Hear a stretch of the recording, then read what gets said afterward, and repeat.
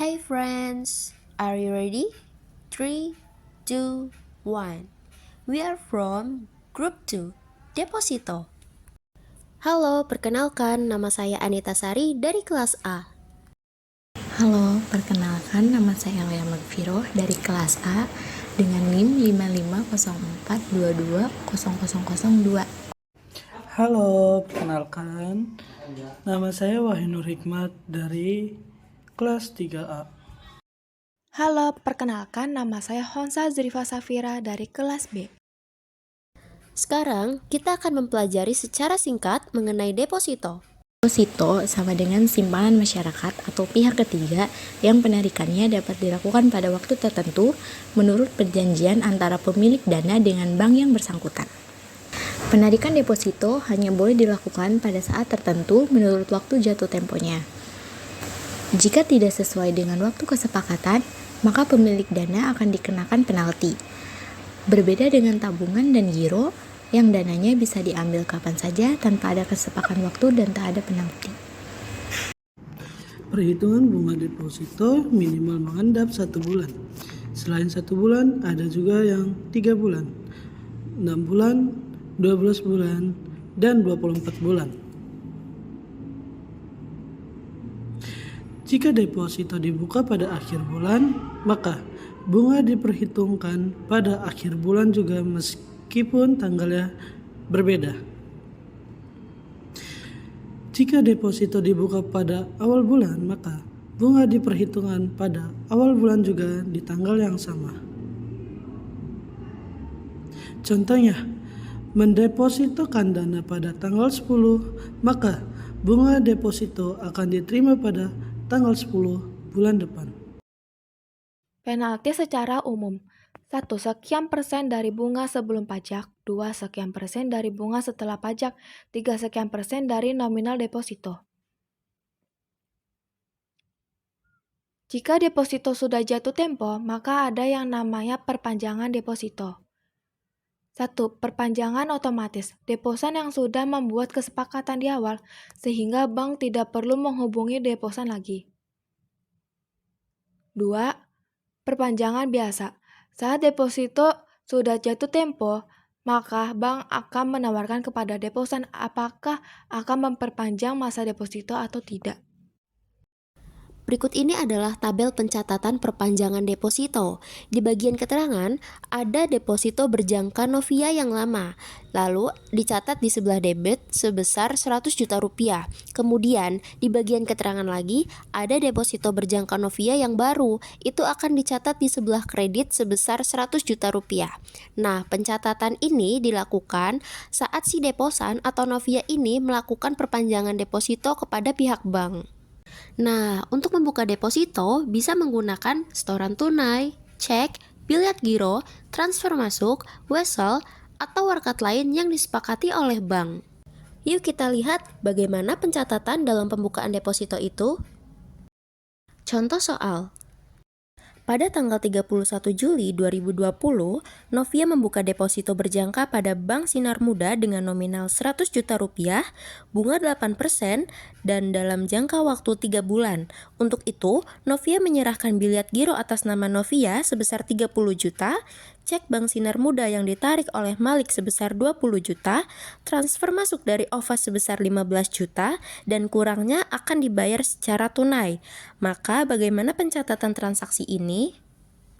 Jawabannya adalah berikut ini merupakan jawaban dari contoh soal tadi. Pencatatan pembukaan deposito berjangka atas nama Novia yang sumber dananya lebih dari satu rekening akan saya jelaskan seperti berikut ini. Nah, pencatatannya adalah seperti berikut ini. Novia akan mendepositokan dananya pada tanggal 10 Juli 2020, maka akan dicatat di kolom tanggal. Kemudian di kolom rekening atau keterangan ini yang pertama adalah giro Novia sebesar 30 juta rupiah di debit. Dana ini didapat dari contoh soal yang tadi bahwa Novia itu menaruh tabungan gironya untuk didepositokan. Kemudian ada giro Malik sebesar 20 juta rupiah di sebelah debit. Kenapa bisa namanya giro Malik? Karena Novia mendapatkan sebuah cek dengan nominal 20 juta rupiah dari Malik dan kebetulan banknya sama, yaitu Bank Sinar Muda. Maka itu akan dicatat di sebelah debit. Selanjutnya ada transferan dari OVA sebesar 15 juta rupiah yang ditransfer untuk Novia. Maka dari itu Novia itu menerima dananya yang berupa 15 juta rupiah itu dan cek dari Malik sebesar 20 juta rupiah itu serta gironya dia sendiri sebesar 30 juta itu untuk didepositokan. Nah, Novia kan mendepositokan dananya itu sebesar 100 juta. Maka dari itu dia membutuhkan 35 juta rupiah lagi untuk bisa mendepositokan dananya sebesar 100 juta. Maka dari itu 35 juta rupiah itu akan dicatat di sebelah debit dengan nama atau keterangannya adalah kas karena dia akan membayar secara tunai di bank tersebut. Kemudian di bagian kredit ada yang namanya deposito berjangka, itu akan dicatat sebesar 100 juta rupiah. Jadi antara debit dengan kredit itu totalnya sama, yaitu sebesar 100 juta rupiah. Selanjutnya, mari kita lihat bagaimana pencatatan bunga deposito itu. Contoh soal.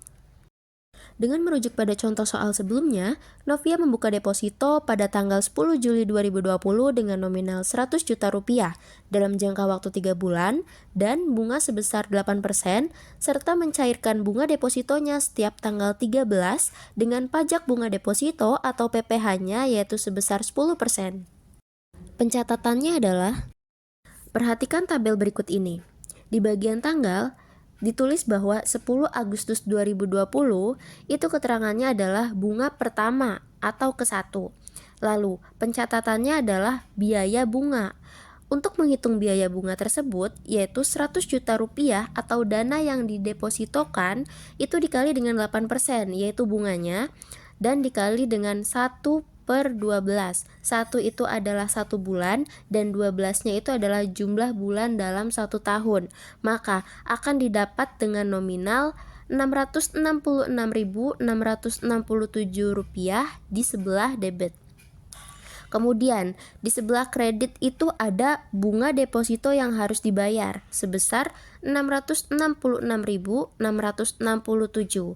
Jadi biaya bunga ada di sebelah debit karena itu yang akan diterima oleh nasabah. Kemudian bunga deposito yang harus dibayar itu ada di sebelah kredit karena pihak bank itu harus mengeluarkan bunga deposito ini kepada deposannya. Lalu kemudian di tanggal 13 Agustus tahun 2020 itu ada penarikan bunga karena kan Novia mendepositokan dananya tanggal 10 tapi dia menariknya itu di tanggal 13. Jadi untuk di tanggal 10 itu ditahan terlebih dahulu bunganya dan untuk penarikannya itu dilakukan pada tanggal 13 alias 3 hari kemudian. Lalu di bagian pencatatannya yaitu bunga deposito yang harus dibayar itu berada di sebelah debit dengan nominal Rp666.667 itu berada di sebelah debitnya. Nah, kemudian di sebelah kreditnya adalah utang PPh. Utang PPh ini dihitung dengan cara bunga tadi yang didapat oleh deposan itu dikali dengan 10%. Maka akan didapat Rp66.667 di sebelah kredit.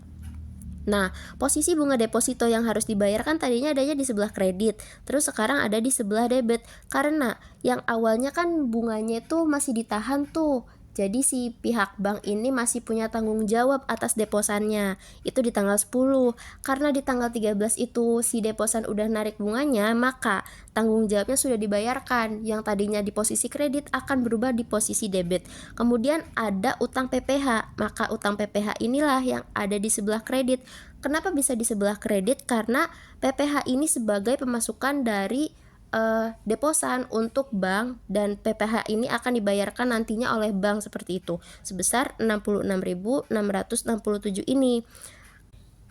Jadi di bagian kredit ini kan ada akun yang namanya kas. Itu akun diatasnamakan kas karena pihak bank itu akan mengeluarkan dananya sebesar Rp600.000, makanya dicatat di sebelah kredit. Itu untuk apa? Untuk si deposan ini mendapatkan bunga depositonya. Jadi total bersih bunga deposito yang didapat oleh deposan tersebut sebesar Rp600.000 sudah dipotong oleh PPh sebesar 10%. Penutupan deposito yang telah jatuh tempo. Berikut ini adalah penutupan deposito yang telah jatuh tempo. Contohnya seperti ini.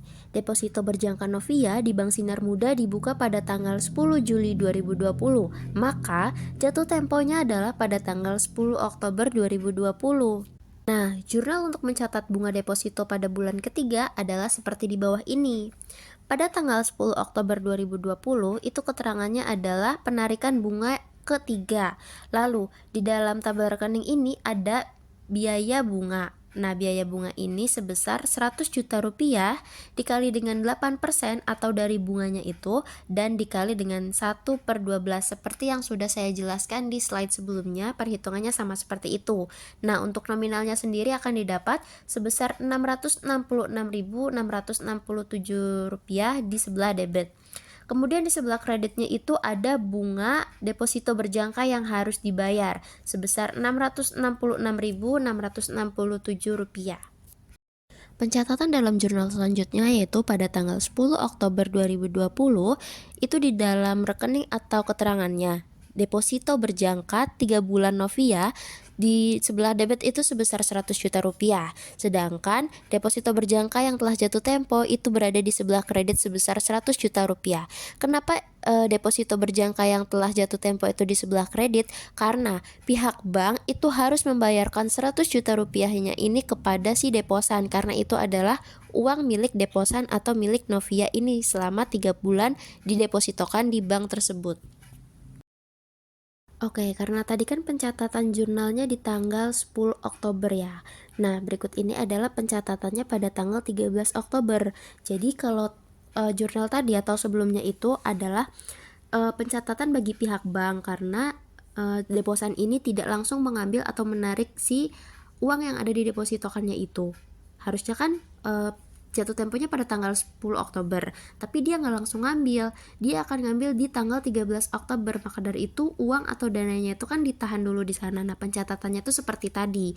Namun setelah pada tanggal 13 Oktober ini, Novia kan menarik depositonya beserta bunganya. Maka jurnal untuk transaksi pencairan dan penarikan deposito Novia adalah seperti berikut. Jadi, di tanggal 13 Oktober 2020 ini akan dicatat di bagian tanggal. Kemudian di bagian keterangan itu ada deposito berjangka yang telah jatuh tempo sebesar 100 juta rupiah.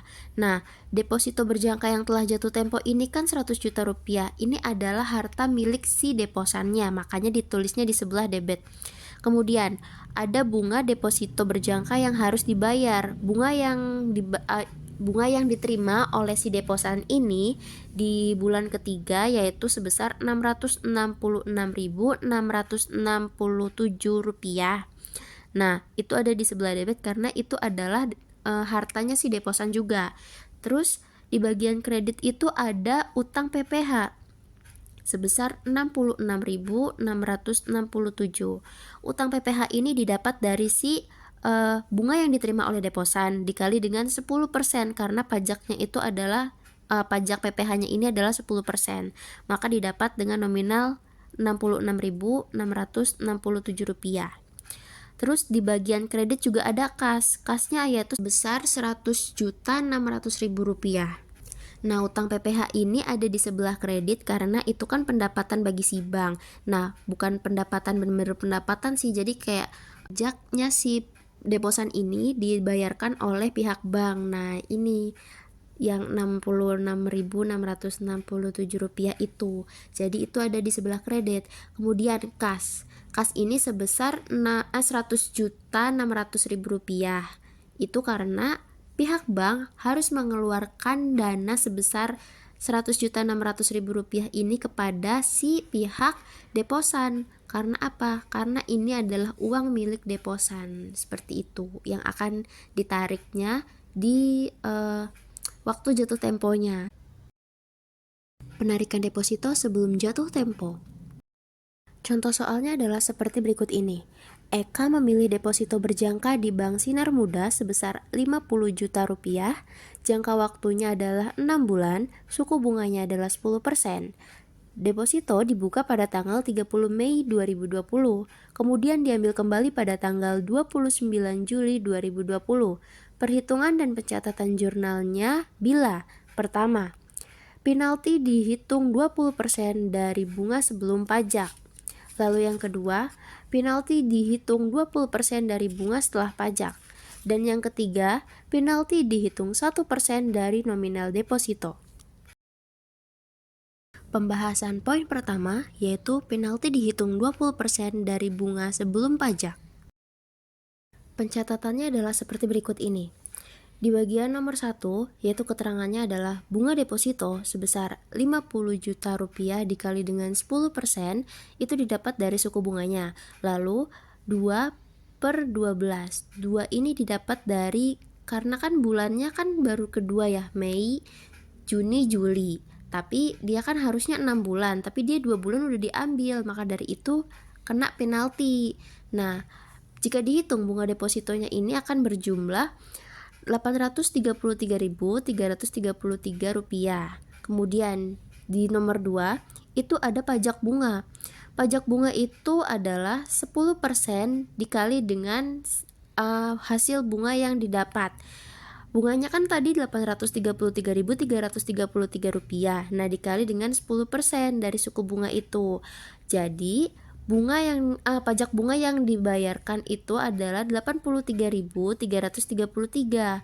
Sehingga bunga setelah pajak akan didapat sebesar Rp750.000. Itu hasil pengurangan dari Rp833.333 dikurang dengan Rp83.333, sehingga bunga setelah pajak ini mendapatkan hasil Rp750.000. Kemudian karena dia dikenakan penalti kan, penaltinya itu 20%, seperti di keterangan soal itu. Penaltinya 20% dari bunga sebelum pajak. Nah, bunga sebelum pajaknya kan Rp833.000 itu, 333 dikali dengan 20%, sehingga penaltinya yang harus dibayar oleh si deposan tersebut adalah Rp166.667. Dan bunga deposito yang dibayar bank adalah sebesar Rp533.333. Jadi pihak bank ini harus mengeluarkan Rp533.333 ini untuk si pihak deposannya itu, karena sudah dipotong oleh pajak bunga dan juga penalti. Untuk jurnalnya sendiri, yaitu pencatatannya seperti berikut. Di bagian keterangan, itu ada deposito berjangka dengan nominal 50 juta di bagian debit. Kemudian ada biaya bunga di bagian debit juga dengan nominal Rp833.333. Dicatat di sebelah debit keduanya ini karena merupakan harta milik si deposan. Kemudian ada pendapatan lain-lain seperti penalti. Penalti tadi kan kita udah hitung ya. Hasilnya 166.667 itu di sebelah kredit. Lalu ada utang PPh. Utang PPh itu ada di sebelah kredit juga dengan nominal Rp83.333. Keduanya ini, untuk keduanya tersendiri ada di sebelah kredit karena itu adalah pendapatan yang diperoleh pihak bank dari si deposan tersebut. Tapi di bagian kas juga adalah kredit. Kenapa? Karena pihak bank harus mengeluarkan dananya atau uangnya ini sebesar Rp500.583.333 kepada si pihak deposan, karena itu adalah harta yang dimiliki oleh deposan sehingga pihak bank harus membayarnya. Pembahasan poin kedua yaitu penalti dihitung 20% dari bunga setelah pajak.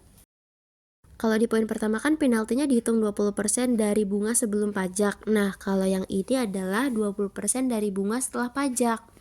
Di tabel berikut ini adalah pencatatannya. Nah, nomor 1, di bagian keterangan itu kan ada bunga deposito.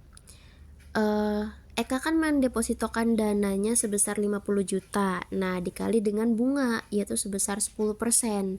Dikali lagi dengan 2/12. Seperti yang sudah saya jelaskan sebelumnya, bahwa duanya ini adalah 2 bulan. Karena kan dia harusnya mendepositokan dananya itu selama 6 bulan. Tapi dia 2 bulan udah diambil, makanya kena penalti.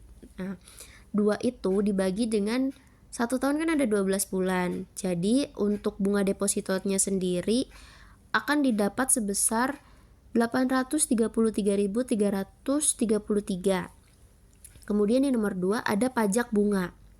Pajak bunganya ini sama perhitungannya seperti yang sebelumnya juga. Jadi 10% itu dari bunganya terus dikali dengan bunga yang didapat tadi, yaitu 833.333. Hasilnya pajak bunganya adalah 83.333. Kemudian didapatlah bunga setelah pajak.